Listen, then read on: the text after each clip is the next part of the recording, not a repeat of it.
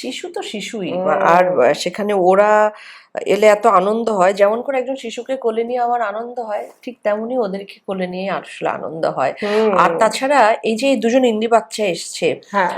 আমি একটু এটা বলতেই চাই আসলে যে আমরা যেন ঘরে যে পোষ্য রাখি, হ্যাঁ হ্যাঁ। আহ, আমি নিজে চেষ্টা করি বাইরের ব্রিড যেগুলো সেগুলো যেন না রাখতে।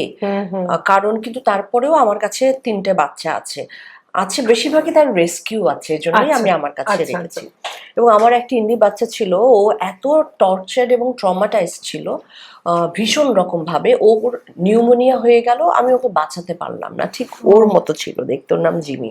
ও রোডেশিয়ান ছিল, কিন্তু ওকে আমি বাঁচাতে পারলাম না। আমি আমি মানুষকে খুবই এনকারেজ করি আসলে ইন্দি বাচ্চাগুলোকে অ্যাডপ্ট করবার জন্য। আর আমার নিজের যদি বলা হয় যে তোমার পছন্দের ব্রিড কোনটা, আমার হলো ইন্দি বাচ্চা সবচেয়ে পছন্দের আমার ব্রিড। হ্যাঁ, সবচেয়ে পছন্দের।